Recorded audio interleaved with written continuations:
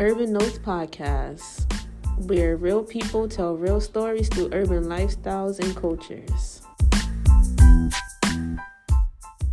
Doing, Matt? I can hear now. How you doing today? I'm doing good. How about yourself? I'm doing good, man. Can't complain. Thank you for coming today, man. This on the block with Rasta, man. It's been a good day, man. So I want you to tell the viewers a little bit about yourself, right?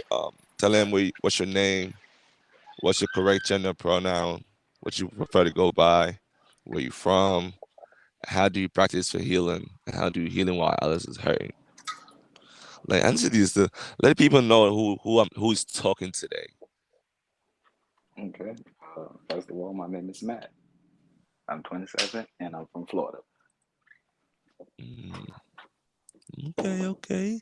So you from Florida, you in the Florida in the building, ladies and gentlemen. Florida in the building. Okay, so since you from Florida, Matt, like how you practice healing?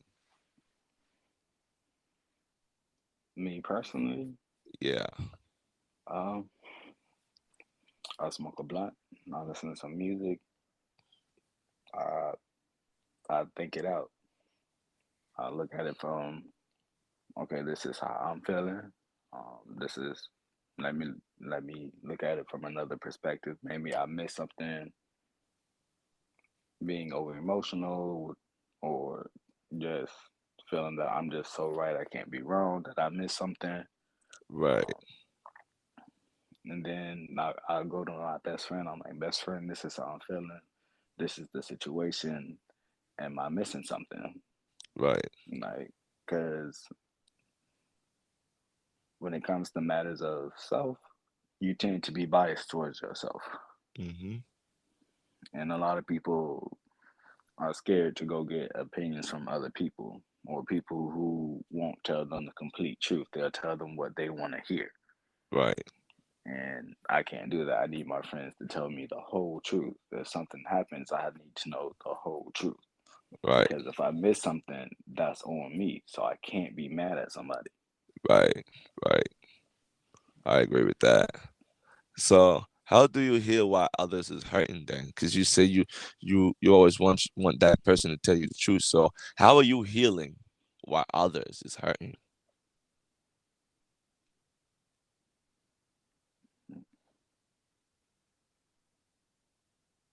It depends on who's hurting, Right, to be honest.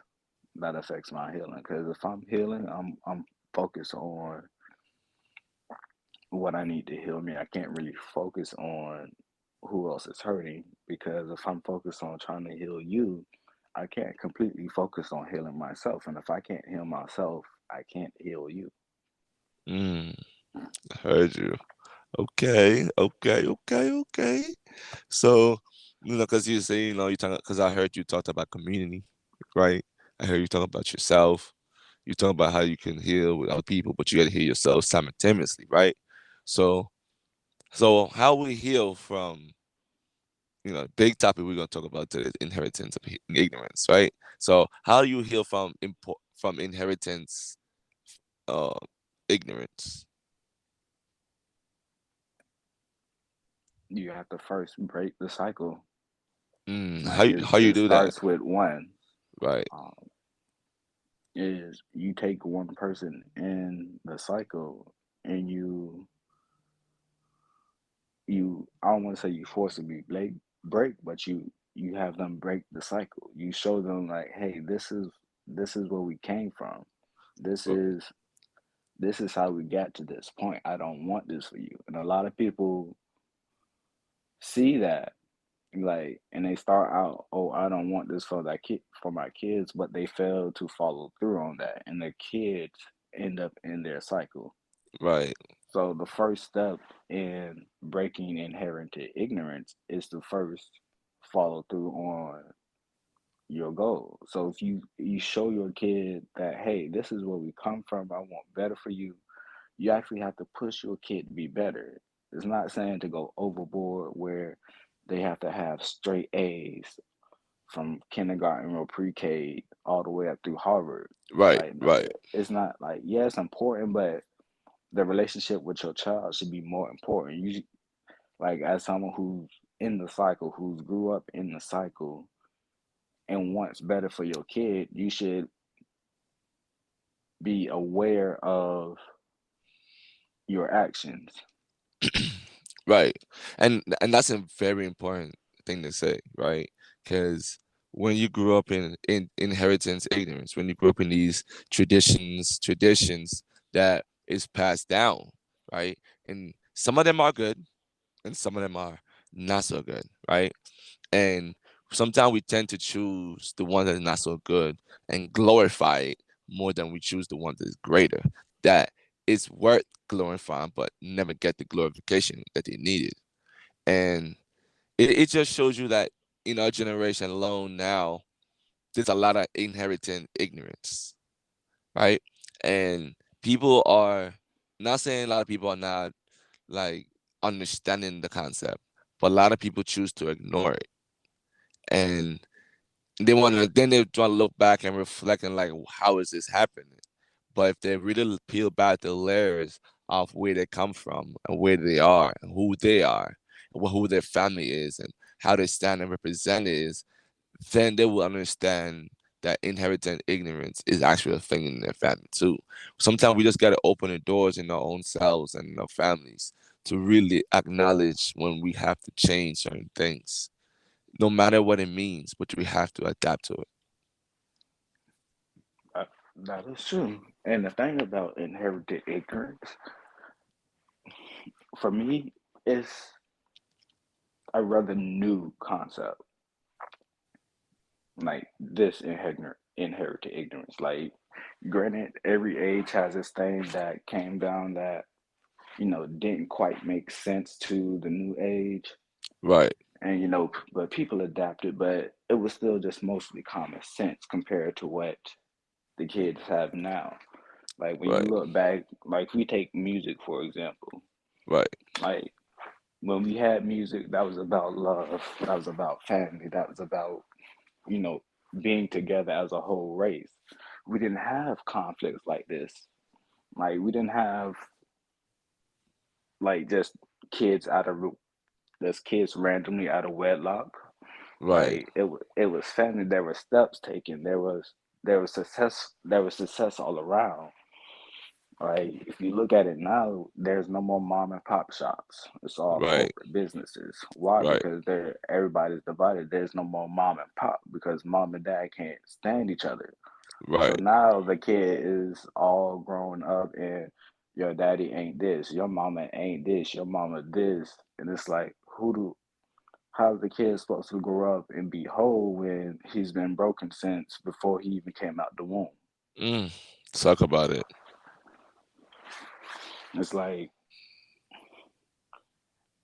how do we stop it? It's like, and it's just so widely preached. Like, And it's what it is, and not only that it's widely preached, not to cut you across, right? It's not that it's widely preached, but I feel like we also gotta acknowledge that the men too, while we also, because in that generation, us men tend to bash women. If we could go, it's the woman fault. But some of us men don't even take accountability that we partake in it, right? We don't take accountability for the things that we've done. Like, we know some of these things that we've done is fucked up. Sorry, you know, and we understood the concept of what it is. And we also acknowledge that we, like I said earlier, we glorify the negative. As men, we glorify these inheritance ignorance because we know that they are not well needed in our environment, but we adapt those because that's what we need in our environment to survive. You know what I'm saying? And these are the things, and when we put it back to the layers, a lot of us men, we have soft spots for a lot of things that is not needed in our community, but we glorify these things and give it the life, that's why it's sustaining our community. But if we will start removing toxic masculinity from our community as men and remove the toxic from the inheritance from the generational oppression that we has betrayed from for many years, and also ones that we get from our families and friends and people that we cool with at school, people who go to church with, people on the block with, and when we start removing these toxic masculinity, then we can really center in inheritance of not ignorance but positivity into the conversation. Very much so. It's funny you say that because me and my coworker, you kind of heard how he talks about like the man is. He believes like the Bible. The man is the head of the house. The man is the king. Right, The man, like, which is true. Like it's true. It's like, but in this generation, is no longer seen as true. right. It's more so everybody is using you for what can you do for me at the moment type Oh, so vibe. okay, I see where you have. So it's like more so for me. I think it's like I heard it's more so of transactional relationships and less Yeah, transformal relationships. And what I mean by that is like everybody just taking but not giving back, right? And they are just take from everybody that they can take from. So they can be good, so they can be great, but they're not really producing back in the community to make the community be great too. So how can you sustain something when you're not really putting back out things to make it sustainable?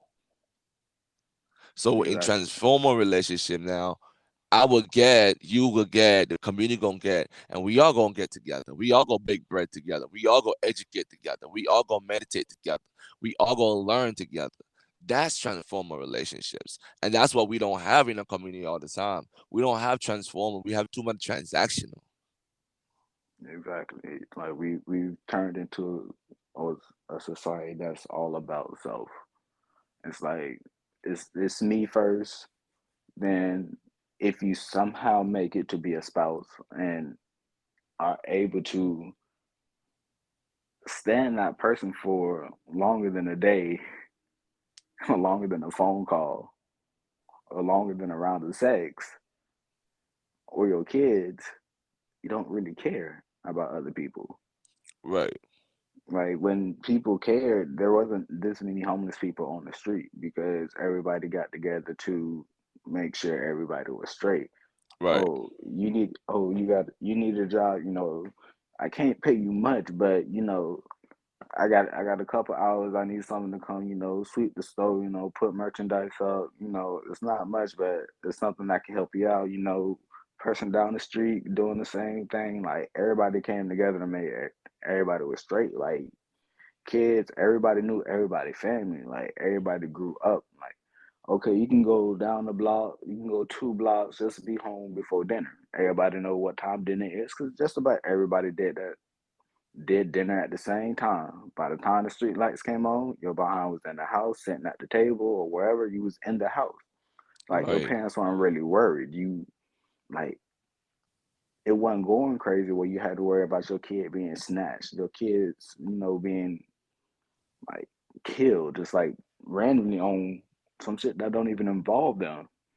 It's right. like how are we supposed to heal when everybody in the community is scared Mm, to even interact with anybody outside of someone who they feel is safe. right. hmm You're lying though. You're not lying at all. You know what I'm saying? So with that, right? So so how do we heal then? How do we heal as black men and black women?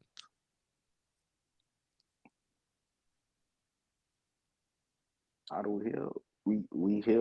We heal home first. To be honest, Mhm. like we heal home, like, and we can't even heal home. We gotta heal public perception. To be honest, Mm, talk about it.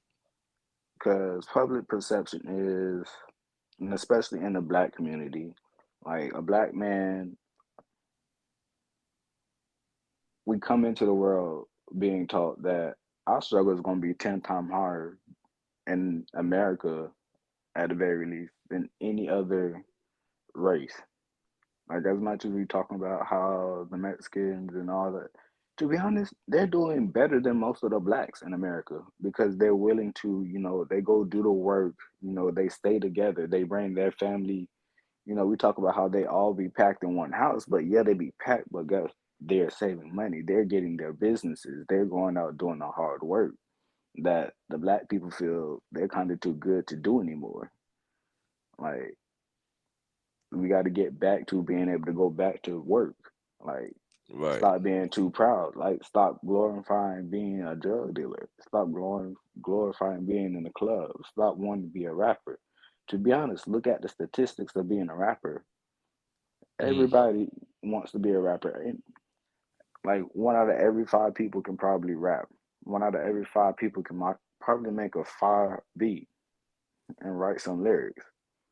So the right. statistics of being a good rapper is like your statistics of being in the NBA or the NFL.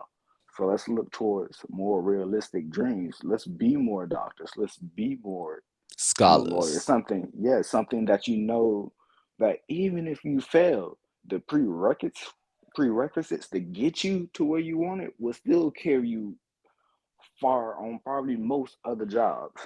Right. So you don't gotta be a trapper. You don't gotta be a rapper. You don't gotta be an athlete. Let's be more doctors. Let's be more lawyers. Let's be more electricians. Let's be more handymen. Let's go back and build the stuff we used to build.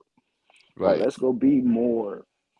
Like, let's go do more IT. If you want to move forward, let's go do more IT stuff. Let's go take over the computer network, the computer field. Let's go build our own hours. Let's make it where these people need us to run their computers, not them. Mm, Like, you want to build, let's build that. Let's Okay, so now we built that. Now we're confident because what? Now we're making the money they're making, and we took it ourselves. Now let's build the home relationship. Okay, I'm stable. Let's find someone who's like-minded. Okay, I know I'm cool. I'm laid back. I'm about my money. I don't go out like that, but I do go out. So I need someone who's, I want a homebody, but who's willing to go do fun stuff. So let's build the connection. Like, we ain't gotta have sex the first couple nights or the first couple days. We can wait for that. Like, I want to know before we even get to there, that are you worth it? right. Because if we have sex, I'm giving you energy. Like, I'm giving Mm. you a part of Talk me. about the energy. Talk about it. Like, yeah, it can be like, we say we can just fuck, but to be honest, if you look at it, when you fuck, even if you don't feel any emotional ties, you're giving yourself to somebody else. There's some type of give and take there. It's just whether you choose to acknowledge that you gave something or you took something. Hmm. So if you make a bond where it's a mutual thing, where by the time you get to this step, this give and take is just another step, and you just feel natural, and you can just, okay, well, this was great, but I still feel like you're a great friend. We can just keep moving forward. It's not like, oh, well, I know what you're like now. I'm finna go to the next. Like, we can actually build families. You can, like, okay, so I know you're here for more than just my body. Like, okay, so I'm feeling you. So what's your intentions, and move forward and be like, okay, so these are my plans. By this age, I want to be doing this. By this age, I want this, this, and this. Like, Mm. like, Okay. So, and I hear that because that's what I feel like, right? When you talk about healing, right? When we talk about healing as black men and black women, right? I kind of feel the same way a little bit, right? Because like for me, I believe in like what you were saying earlier in this statement when you say that let's go build, right? I feel like we're so far removed from indigeneity that we half of us don't even know what build is though, right? And me as a black man, I try to heal by literally just being positive, throw positivity in my mind. You know what I mean? I try to do affirmation to myself in the morning. I try to tell myself every morning, you're handsome, you are king, you are you. You can be nobody else. You can be everything and infinitely everything that you can be and that you can imagine that you want to be, you can be. Feel me? These are the things that I tell myself every day. And to my black queens, right? To my black queens, I would tell them this: just keep your crown on top of your head. You know what I mean? Don't never let it fall. You feel me? Despite of what trials and tribulation they have thrown at you, that they keep throwing at you. You know what I'm saying? Make that heads keep going strong because while we are survivors. You know what I'm saying? And for me, it was just like what you were saying so deeply too is about even in relationships too. Like in my relationships, I want my relationships to be powerful. You know what I'm saying? Like one of the deepest profound thing that I learned about myself in this past year is that I want a non-gender relationship. What that means is I want a relationship that where we both love each other. We both cherish each other. We both appreciate each other. We both care for each other. We both spoil each other. We both care for each other's needs and care for each other's wants and go each push each other to be the best and push each other to be greater than the best, but be infinite, to be phenomenal. These are the things that I learned. These are the things that I read about. These are that I learned, I experienced over the years of my life. And like so, Maddie, because you said that with community, right? Like, how do we promote healing to our kids? Like to the kids of this generation, to the kids that your future kids that you may have. Like how you will promote healing to them. We have to, in my point of view, I feel like we have to change the point of view. We have to shift where the goal is, what people are seeing. Like, I just had another way of stating it, but I can't remember it. But I feel like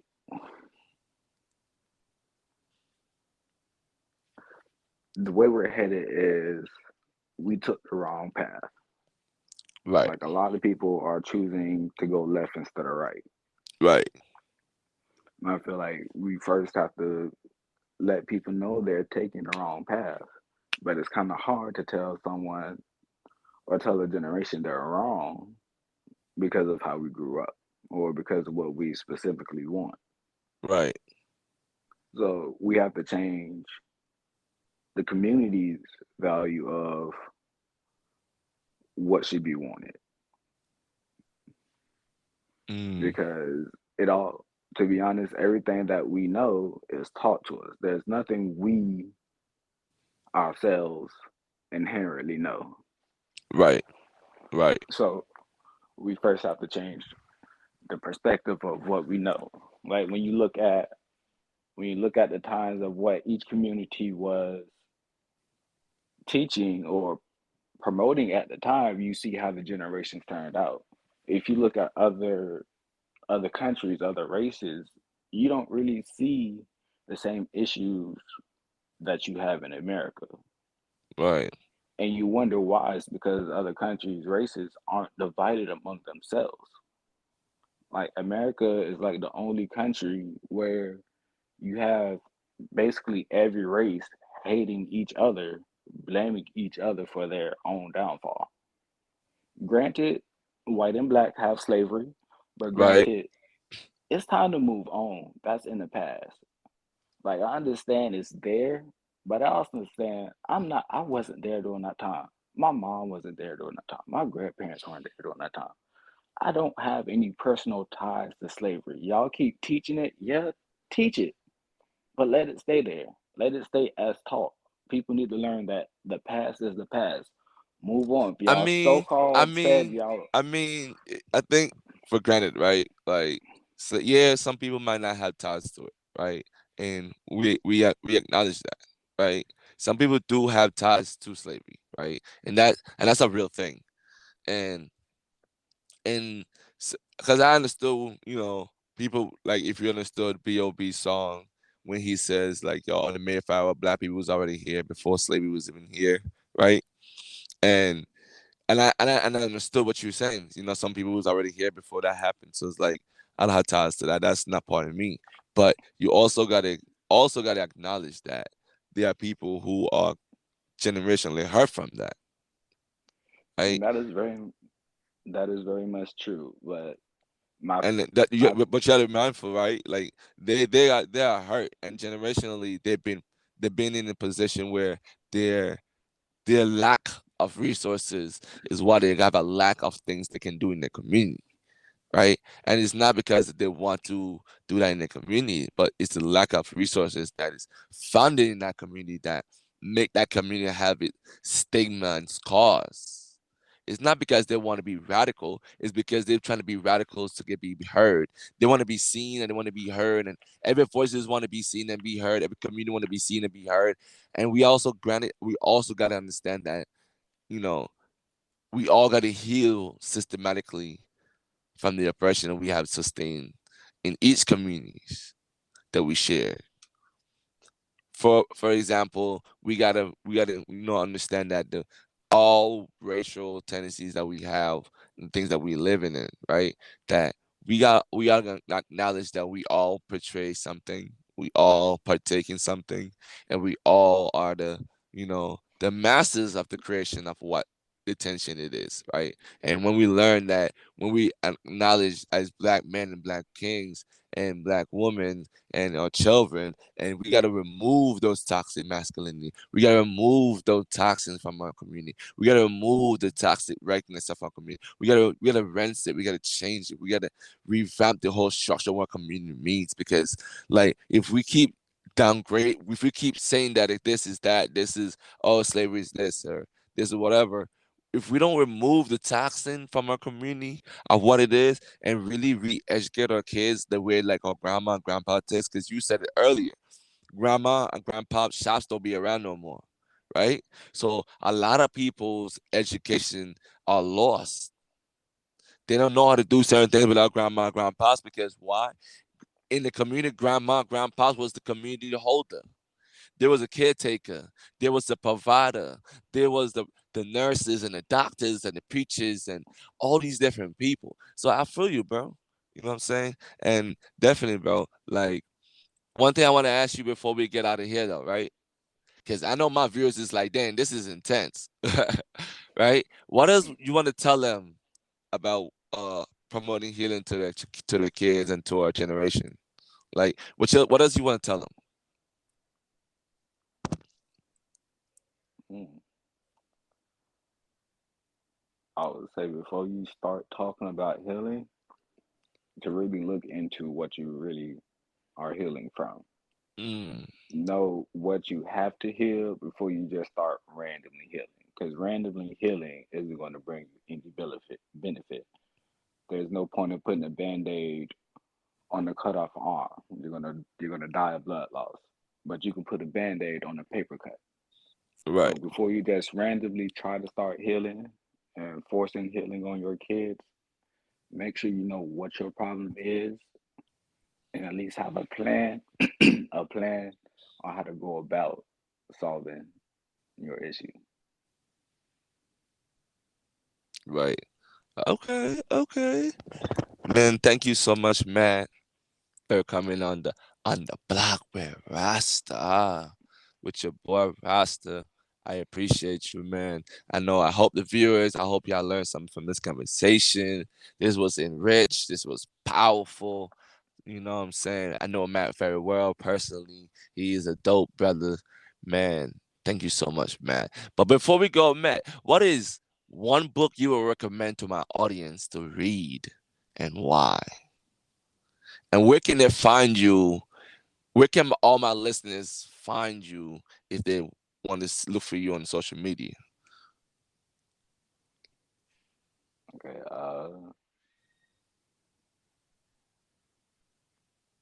I don't really have a book I could recommend. Um, yeah, I don't really have a book I can recommend to readers. Okay, okay, okay. Definitely, definitely. That's okay.